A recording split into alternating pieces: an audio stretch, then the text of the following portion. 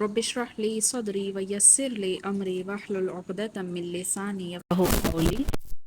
الرحمن الرحیم۔ یا ایہا الذین، اے لوگو جو آمنو ایمان لائے ہو،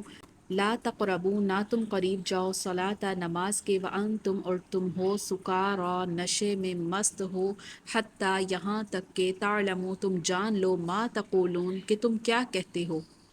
ولا جنوباً اور نہ جنابت میں، الا مگر عابری گزرنے والے ہو، سبیل راستے سے، حتیٰ یہاں تک کہ تغتسلوا تم غسل کر لو، تم نہا لو، وَإِنْ اور اگر کن تم ہو تم مرضی بیمار ہو، او علی سفرین یا سفر میں ہو، او جاء احد یا آئے کوئی ایک تمہارے پاس، منکم تم میں سے، من الغائط تو ضرور جائے، او لامستم یا صحبت کرو تم، من نساء عورتوں سے، فلم تو نہیں ہے، تجدو کہ تم پاؤ، ماء پانی، فتیمموا تو کیا کرو، تیمم کرو، صعیداً مٹی سے، طیباً پاک مٹی سے، فامسحوا پس صاف کر لو، پونچھ لو، بوجوہکم اپنے منہوں کو، وایدیکم اور اپنے ہاتھوں کو، فامسحوا یہ مسح سے بھی ہے، مسح کر لو اپنے چہرے کا اور اپنے ہاتھوں کا، ان اللہ بے شک اللہ کان ہے، عفواً معاف کرنے والا، غفوراً بخشنے والا۔ تو دیکھیے اس آیت میں، یہ آیت نا شراب کے جو احکامات تھے نا، یہ اس کی دوسری آیت ہے، یعنی جو سورہ بقرہ میں ہم نے پڑھی تھی، سورہ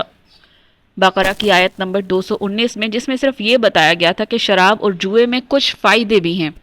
محتاط صحابہ کرام نے اسی وقت سے شراب چھوڑ دی تھی، پھر اس کے بعد یہ آیت نازل ہوئی تھی۔ اس کے شان نزول میں درج ذیل حدیث ہے کہ سیدنا علی رضی سے روایت ہے کہ حضرت عبد الرحمن بن عوف نے ہمارے لیے کھانا بنایا اور دعوت دی اور ہمیں شراب پلائی، تو شراب نے ہمیں مدہوش کر دیا، اتنے میں نماز کا وقت آ گیا، انہوں نے مجھے امام بنایا، میں نے پڑھا، قل یا ایھا الکافرون لا اعبد ما تعبدون ونحن نعبد ما تعبدون، تو اللہ تعالیٰ نے یہ آیت نازل فرمائی۔ پھر اس کے بعد سورہ مائدہ کی آیت نمبر 90 سے 91 جو ہے، جس میں شراب کو مکمل حرام قرار دیا گیا تھا، وہ انشاءاللہ ہم آگے پڑھیں گے۔ تو یہاں پر جو سکارا کا لفظ آیا ہے نشے کے لیے، ٹھیک ہے، شراب کی بجائے سکارا نشے کا لفظ استعمال ہوا ہے، جس سے خود بخود یہ معلوم ہو گیا کہ شراب کی طرح ہر نشہ آور چیز حرام ہوتی ہے، ٹھیک ہے۔ دوسرا یہ بھی معلوم ہو گیا کہ نشے کی حالت بھی نیند کی غشی کی طرح ہے، کہ ایک طرح کی غشی ہی ہوتی ہے، تو انسان کو یہ معلوم رہنا چاہیے کہ آیا اس کا وضو بھی ہے یا ٹوٹ چکا ہے۔ تو آگے کیا بتایا کہ نماز کے لیے طہارت کیا ہے، فرض ہے، تو دیکھیں یہاں پر لکھا ہے وَإِن كُنتُم مَرْضَىٰ أَوْ عَلَىٰ سَفَرٍ أَوْ جَاءَ أَحَدٌ مِّنَ الْغَائِطِ أَوْ لَامَسْتُمُ النِّسَاءَ۔ عام حالت میں تو وضو کرنے سے طہارت حاصل ہوتی ہے، لیکن جنبی آدمی کے لیے نماز سے پہلے غسل فرض ہے، پھر چاہے یہ جنابت، خواہ یہ جنابت احتلام کی وجہ سے ہو یا صحبت کی وجہ سے۔ تو اس آیت میں بتایا یہ جا رہا ہے کہ اگر کسی کو وضو کے لیے یا جنبی کو غسل کے لیے پانی میسر نہ آئے، یا کوئی ایسا بیمار ہو جسے پانی کے استعمال سے نقصان پہنچتا ہو، تو ان صورتوں میں وہ تیمم کر سکتا ہے۔ اس آیت کے شان نزول میں اور تیمم کے طریقے میں اور غسل کے طریقے میں مندرجہ ذیل احادیث ہیں۔ ایک دفعہ حضرت عائشہ رضی اللہ عنہ فرماتی ہیں کہ غزوہ بنی مستلق میں اپنی بہن اسما کا ہار عاریتاً وہ لے گئیں، ہار کہیں گر گیا، آپ نے کئی آدمیوں کو ہار ڈھونڈنے کے لیے بھیجا، نماز کا وقت آ گیا، وہاں پانی نہیں تھا اور لوگ باوضو نہیں تھے، تو اس وقت اللہ تعالیٰ نے تیمم کی آیت نازل فرمائی۔ اس کے علاوہ ایک اور روایت میں ہے، سیدنا عمران رضی اللہ عنہ فرماتے ہیں کہ کسی سفر میں آپ صلی اللہ علیہ وسلم نے ایک جگہ پڑاؤ کیا، وضو کے لیے پانی منگایا، آپ صلی اللہ علیہ وسلم نے وضو کیا اور نماز کے لیے اذان کہی گئی، پھر آپ صلی اللہ علیہ وسلم نے لوگوں کو نماز پڑھائی، جب آپ صلی اللہ علیہ وسلم نے نماز سے سلام پھیرا تو ایک شخص کو علیحدہ بیٹھے دیکھا، تو آپ صلی اللہ علیہ وسلم نے اس سے پوچھا، اے فلاں، تجھے کس چیز نے لوگوں کے ساتھ نماز ادا کرنے سے روکے رکھا؟ وہ کہنے لگا، میں جنبی ہو گیا ہوں اور پانی موجود نہیں ہے، تو آپ صلی اللہ علیہ وسلم نے اسے فرمایا کہ تمہیں مٹی سے تیمم کر لینا چاہیے تھا، وہ تمہیں کافی ہو جاتا۔ پھر آپ صلی اللہ علیہ وسلم نے اسے مٹی سے تیمم کرنے کا حکم دیا، یہ ایک اور روایت کے مطابق ہمیں پتہ چلتا ہے۔ تیمم کا طریقہ کار کیا ہے، تو یہ بھی ہمیں ایک اور حدیث سے معلوم ہوتا ہے، جس میں سیدنا عمار بن یاسر رضی اللہ عنہ فرماتے ہیں کہ آپ صلی اللہ علیہ وسلم نے مجھے کسی مہم پر بھیجا،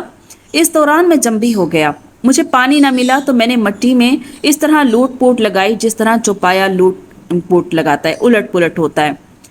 پھر آپ صلی اللہ علیہ وسلم نے فرمایا کہ اگر تم صرف یہ کرتے کہ دونوں ہتھیلیوں کو ایک بار مٹی پر مار لیتے، پھر انہیں اپنے منہ کے قریب کرتے اور پھونک مارتے،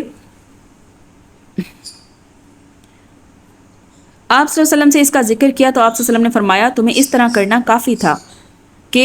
پھر آپ صلی اللہ علیہ وسلم نے کر کے دکھایا کہ کس طرح کرنا کافی تھا، کہ اپنی دونوں ہتھیلیوں کو ایک بار مٹی پر مارا، پھر انہیں اپنے منہ کے قریب کیا، پھر اس پر پھونک ماری، زائد مٹی جو تھی وہ اڑ گئی، اڑا دیا اسے۔ پھر آپ صلی اللہ علیہ وسلم نے بائیں ہتھیلی سے دائیں ہتھیلی کے پشت پچھلے حصے پر اور دائیں ہتھیلی سے بائیں ہتھیلی کے پشت پر مسح کیا، پھر دونوں ہتھیلیوں سے اپنے چہرے کا مسح کیا۔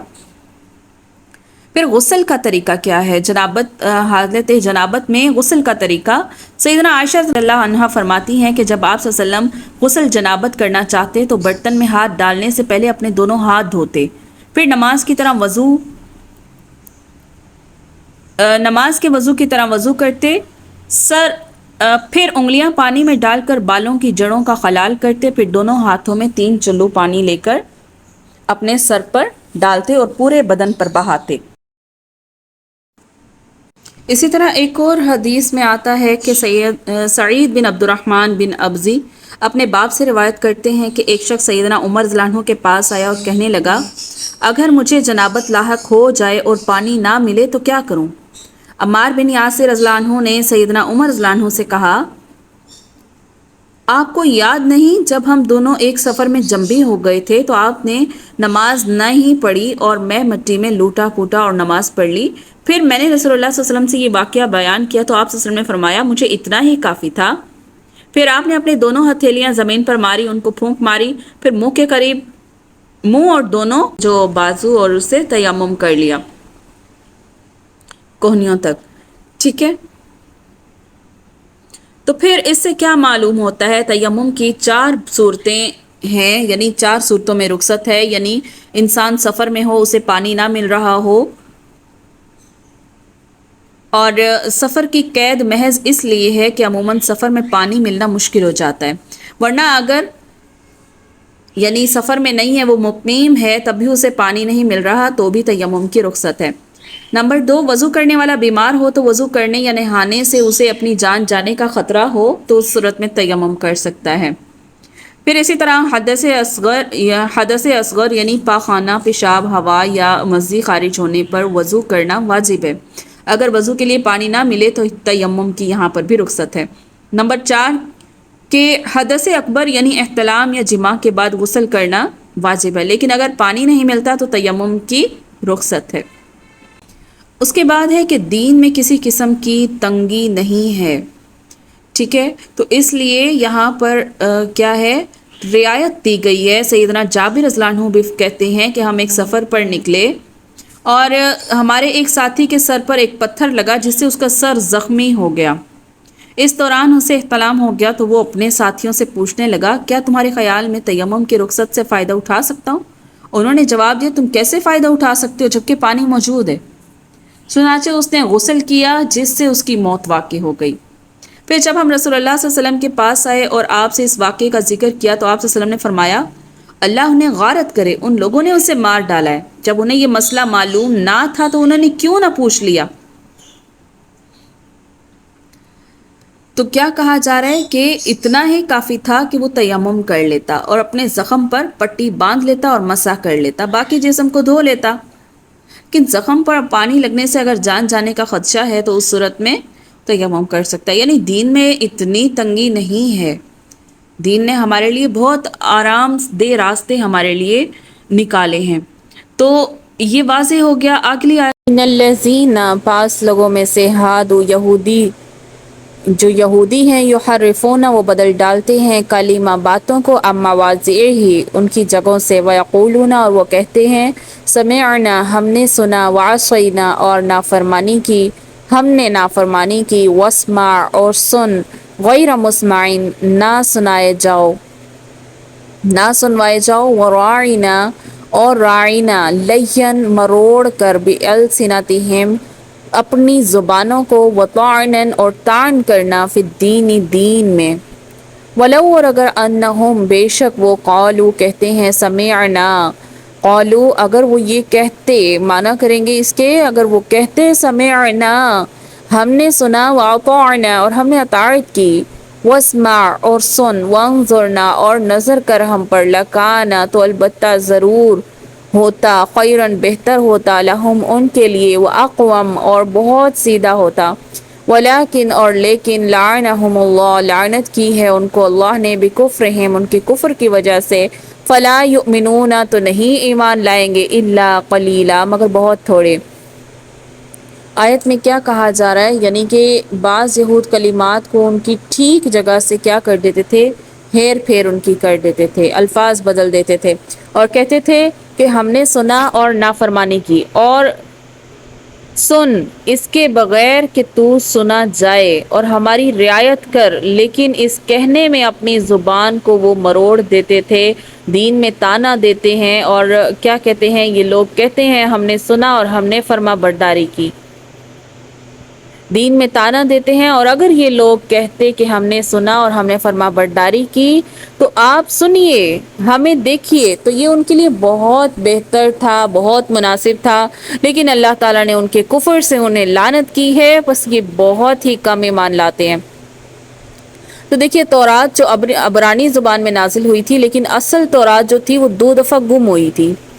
پھر مختلف زبانوں میں اس کے تراجم کیے گئے۔ آج کل جو تورات اور انجیل کے مجموعے کو بائبل مقدس کا نام دیا گیا ہے، تورات کے حصے کو عہد نامہ عتیق اور انجیل کے حصے کو عہد نامہ جدید کہتے ہیں۔ اب ان میں تحریف کے علاوہ اور بہت سے ایسے انہوں نے مضامین شامل کر دیے ہیں جن سے صاف یہ معلوم ہوتا ہے کہ یہ عبارت الہامی نہیں ہو سکتی ہے۔ ٹھیک ہے، تو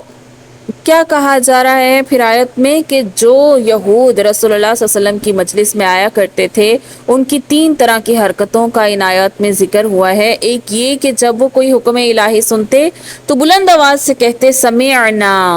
دیکھیں اب مواضع ہی تو کیا ہوتا، وہ بلند یقولون وہ کہتے سمعنا ہم نے اطاعت کی، مگر آہستہ آواز سے یا دل میں، عصینا یعنی ہم نہیں مانیں گے یہ کہہ دیتے، یا اطاعنا کے لفظ زبان کو مروڑ کر ادا کرتے کہ اطاعنا کی بجائے عصینا ہی سمجھ میں آتا۔ اسمع ہماری بات سنیے، یعنی جب کوئی بات ان کی سمجھ میں نہ آتی اور کچھ پوچھنا ہوتا تو اسمع کہتے، اور ساتھ ہی غیر مسمعین بھی دل میں کہہ دیتے، یعنی تم سن ہی نہ سکو یا بہرے ہو جاؤ، اور کبھی اسمع کی بجائے راعینا کہتے اور زبان کو مروڑ دیتے تو راعینا ہو جاتا، یعنی ہمارے چرواہے۔ پھر آپس میں یہ بھی کہا کرتے اگر فی الواقع یہ نبی ہوتا تو اسے ہماری ان باتوں پر اطلاع ہو جانا یقینی تھا۔ پھر اللہ تعالیٰ نے مسلمانوں کو ان کی ایسی شرارتوں اور ان کی خباثتوں سے مطلع کر دیا، اور ساتھ یہ بھی بتا دیا کہ یہ لوگ اپنی ضلالت میں اس قدر پختہ ہو گئے ہیں اور ہٹ دھرم بن گئے ہیں کہ ان سے ایمان لانے کی توقع جو ہے وہ فضول ہے۔ یا ایھا الذین آمنو، یا ایھا الذین اے لوگو، اوتو جو دیے گئے ہیں کتاب، آمنو ایمان لاؤ، بما اس پر جو نزلنا اتاری ہم نے، مصدقاً سچ کرنے والی ہے، تصدیق کرنے والی ہے، لما اس کی جو معکم تمہارے پاس ہے، من قبل اس سے پہلے، نطمسا کہ ہم کیا کریں، ہم مٹا ڈالیں، وجوہن ان کے منہوں کو، فنردھا پھر پھیر دیں ان کو، علی ادبارہا ان کی پیٹھ پر، او نلعنہم یا لعنت کریں ان کو، کما جیسے لعنا لعنت کیا ہم نے، اصحاب السبت ہفتے والوں کو، وکانا اور ہے امر اللہ، وکانا اور ہے امر اللہ اللہ کا حکم، مفعولا تمام ہو چکا، یعنی کہ اور اللہ نے جو حکم فرمایا سمجھ لو کہ وہ ہو چکا، یعنی تمہارے جرائم اتنے شدید ہو گئے ہیں کہ تمہیں وہی سزا دینی چاہیے جو اصحاب سبت کو دی گئی تھی، یا تو تمہاری شکلیں یوں مسخ کر دی جائیں کہ تمہارے چہرے جو ہیں وہ پشتوں کی طرف موڑ دیے جائیں، یا پھر تمہیں بھی بندر بنا دیا جائے۔ لہٰذا ان کے لیے بہتر یہی ہے کہ کسی ایسی ذلت کے مسلط ہونے سے پہلے وہ ایمان لے آئیں۔ پھر ہے نا فَنَرُدَّهَا عَلَىٰ أَدْبَارِهَا، ظاہری مفہوم وہی ہے جو ذکر کیا، لیکن محاورتاً بھی اس لفظ کو بولا جاتا ہے کہ کیا ہے کہ ہم تمہیں ذلت میں دھکیل دیں گے، اور جس غلامی کے ایام تم دیکھ چکے ہو اسی طرف ہم تمہیں دوبارہ لوٹا دیں گے، اور عرب سے نکال کے پھر سے تمہیں بے سر و سامان اور ذلت کی حالت میں ملک شام کی طرف لوٹا دیں گے، جہاں سے تم لوٹ کر یہاں پر آئے تھے، یہاں پر بس گئے تھے۔ پھر یہ ایک پیشن گوئی تھی جو دور نبی صلی اللہ علیہ وسلم اور پھر عہد فاروقی میں حرف بحرف پوری ہو گئی۔ جب یہ لوگ مدینے سے جلا وطن کیے گئے تھے تو اپنے چولہے چکی تک اپنے سروں پر اٹھائے انہیں وہاں سے نکلنا پڑا تھا۔ تو اب اس آیت میں دو طرح کے متبادل عذابوں کا ذکر ہے، یعنی یا تو ہم تمہیں پہلی سی خستہ حالی اور غلامی اور رسوائی کی حالت میں لوٹا دیں گے، یا پھر ایسا عذاب بھیج دیں گے جیسا داؤد علیہ السلام کے زمانے میں اصحاب سبت پر آیا تھا اور انہیں بندر بنا دیا گیا تھا۔ تو اس آیت کا مفہوم ہے ان اللہ، بے شک اللہ تعالیٰ، لا یغفر، وہ نہیں بخشتا، ان یشرکا، یہ کہ شریک کیا جائے بھی اس کے ساتھ، وہ یغفر، اور وہ بخشتا ہے، ما دونا، سوائے ذالک اس کے، لمن یشاء، جسے وہ چاہے، ومن یشرک، اور جو شریک کرے باللہ اللہ کے ساتھ، فقد افترا، پس تحقیق باندھ لیا اس نے، اسمن عظیما، بڑا گناہ۔ کیا کہا جا رہا ہے کہ یعنی تمہارے جرائم اتنے شدید ہو گئے ہیں،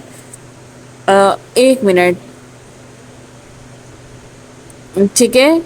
ہاں یہ اسی کا معنی یہاں بھی واضح ہو رہا ہے جو ابھی ہم پہلے پڑھ کر آئے، کہ تمہارے جرائم شدید اس قدر ہو گئے ہیں کہ تمہیں یہود و نصارہ جو تھے نا وہ دونوں ہی مشرک تھے، اور توحید کا دعویٰ تو کرتے تھے، اور شرک سب سے بڑا گناہ ہے جو وہ کرتے تھے۔ تو ان کے بارے میں اللہ تعالیٰ نے وعید سنا دی کہ یہ ناقابل معافی جرم ہے۔ پھر اسی طرح روایت میں آتا ہے رسول اللہ صلی اللہ علیہ وسلم سے پوچھا گیا سب سے بڑا گناہ کون سا ہے، تو آپ صلی اللہ علیہ وسلم نے فرمایا یہ کہ تم اللہ کا شریک بناؤ حالانکہ اس نے تمہیں پیدا کیا ہے۔ اب اس آیت میں دراصل دو اعلان ہیں، ایک یہ کہ اللہ تعالیٰ شرک کو کبھی معاف نہیں کریں گے، ٹھیک ہے، ایشرک بہ ویغفر ما دون ذلک لمن یشاء، ٹھیک ہے، ایک تو شرک کو کبھی معاف نہیں کریں گے جیسا کہ حدیث سے بھی ہمیں پتہ چل رہا ہے۔ دوسرا اعلان یہ ہے کہ شرک کے علاوہ باقی جتنے بھی گناہ ہیں وہ سب قابل معافی ہیں، لہٰذا اے اہل کتاب اگر اب بھی تم شرک سے باز آ جاؤ، ضد اور ہٹ دھرمی چھوڑ کر اسلام قبول کر لو تو اللہ تمہارے سارے گناہ معاف فرما دے گا۔ آگے دیکھیے، علم، کیا نہیں، ترا، دیکھا تو نے، الی الذین، ان لوگوں کی طرف، یزکون، جو کہتے ہیں اپنے آپ کو پاک، انفسہم، اپنی جانوں کو پاک کہتے ہیں، بل اللہ، بلکہ اللہ تعالیٰ، یزکی، وہ پاک کرتا ہے، من یشاء، جس سے وہ چاہتا ہے، ولا یظلمون، اور نہیں ظلم کیے جائیں گے، فتیلا، ایک کیا ہے، ایک دھاگے کے برابر بھی ان پر ظلم نہیں کیا جائے گا۔ تو یہاں ان لوگوں سے مراد بھی یہودی اور نصارہ کے علماء ہیں کہ جب انہیں ان کی بری کرتوتوں کو چھوڑنے اور ایمان لانے کی دعوت دی جاتی تو وہ شیخی میں آ کر کہتے، شیخی بگاڑتے، کیا کہتے، نحن ابناء اللہ واحبا، یعنی ہم تو اللہ کے بیٹے ہیں، اس کے چہیتے ہیں۔ اب چونکہ وہ پیغمبروں کی اولاد ہیں تو اس لیے اپنے آپ کو پاکیزہ نفوس کے مالک سمجھتے ہیں کہ ہمارے نفس بالکل پاکیزہ ہیں۔ اور نصارہ نے کفار مسیح کا جو عقیدہ گھڑ لیا ہے، جس کی روح پر وہ سب عیسائیوں کے گناہ تو سیدنا عیسیٰ علیہ السلام، وہ کیا کہتے ہیں، دیکھیے اس کو سمجھیے، نصارہ کہتے ہیں کہ جو عیسیٰ علیہ السلام ہیں وہ تمام عیسائیوں کے گناہ انہوں نے اپنی گردن پر اٹھائے اور سولی چڑھ گئے، اور اس طرح ان کی ساری امت پاک ہو گئی اور جنت کی مستحق ٹھہری، یہ ان کا عقیدہ ہے۔ تو اللہ تعالیٰ نے فرمایا یہ اپنے منہ میاں مٹھو بننے سے کچھ نہیں بنتا، پاکیزہ تو صرف وہ ہے جو اپنے آپ کو گناہوں سے پاک رکھے اور اللہ اسے پاکیزہ قرار دے۔ پھر دوسرا، یہود و نصارہ کی طرح مسلمانوں میں بھی عقیدہ کسی نہ کسی شکل میں پایا جاتا ہے۔ کچھ لوگ اپنے آپ کو سید اور آل رسول کہتے ہیں اور کہتے ہیں جی کہ ہماری پشت ہی پاک ہے اور ہم جو ہیں پشت اور در پشت جو ہیں یہ ہم پاک لوگ ہیں، یہی عقیدہ یہود بھی رکھتے تھے کہ ہم انبیاء کی اولاد ہیں۔ اور پھر کچھ لوگوں نے اس دنیا میں جو ہے وہ بہشتی دروازے بھی بنائے ہوئے ہیں، جو شخص عرس کے دن اس دروازے کے نیچے سے گزرے گا تو کیا ہے جی کہ وہ مرنے کے بعد سیدھا بہشت میں چلا جائے گا۔ یہ ان کے ایسے فضول سے عقیدے ہیں۔ انظر، دیکھ، کیفا، کیسے، یفترون، وہ باندھتے ہیں، اللہ، اللہ پر، کذب، جھوٹ، واقفہ اور کافی ہے بھی اس پر اسمن یہی گناہ مبینہ ظاہری طور پر.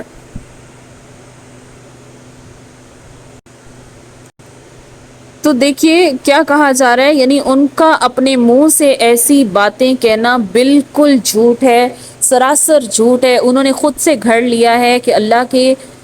خود سے گھڑ کر کہ اللہ تعالیٰ ہمیں جنت میں داخل کرے گا، ہم پاک صاف لوگ ہیں. اور کیا ہے کہ خود سے اس عقیدے کو گھڑ کے اللہ کے ذمہ لگا دیا ہے. باقی دوسرے گناہ صغیرہ و کبیرہ تو ایک طرف، یہ اکیلا ایک گناہ کہ اللہ تعالیٰ کے متعلق جو انہوں نے گھڑ لیا ہے، یہ ان کے گناہ گار ہونے کے لیے ثبوت کافی ہے. اس سے بڑا اور کیا ثبوت چاہیے کہ وہ گناہ گار نہیں ہے؟ بھائی وہ گناہ گار ہے تبھی تو اللہ پر اتنا بڑا جھوٹ باندھتے ہیں. علم کیا نہیں ترا دیکھا تو نے الذین ان لوگوں کی طرف اوتو جو دیے گئے نصیباً ایک حصہ من الکتاب کتاب میں سے یؤمنون وہ ایمان لاتے ہیں بالجبتی بتوں کے ساتھ، وہ طاغوتی اور شیطان کے ساتھ، ویقولون اور وہ کہتے ہیں للذین ان لوگوں سے کافروا جو کافر ہوئے، ہؤلاء یہ لوگ ہیں اہدا جو پہنچے ہوئے ہیں من الذین ان لوگوں سے آمنوا جو ایمان لائے سبیلا سیدھے راستے پر. تو اب یہاں پر دیکھیے جبت دراصل وہم اور خرافات کے لیے ایک لفظ ہے جس میں جادو، ٹونے ٹوٹکے، جنتر منتر اور سیاروں کے انسانی زندگی پر اثرات، فال نکالنا، گھنڈے، نقش اور تعویذ وغیرہ سارا کچھ شامل ہے. اور طاغوت کیا ہے؟ یہ ہر وہ طاقت ہے، باطل طاقت ہے، قوت ہے اور ایسا نظام ہے جس کی اطاعت کرنے پر لوگ مجبور ہوں، اور اللہ کی اطاعت کے مقابلے میں انہیں اس فرد، ادارے یا حکومت کی اطاعت کرنے پر مجبور کیا جائے اللہ کی ہدایت کے مقابلے میں، اور لوگ انہیں احکام الہی کے طور پر کیا کر رہے ہوں؟ تسلیم کر رہے ہوں. یہ گاؤں کے چودھری بھی ہو سکتے ہیں اور اس کے علاوہ شیخ بھی ہو سکتے ہیں، شیوخ جو لوگوں نے بنا رکھے ہوتے ہیں،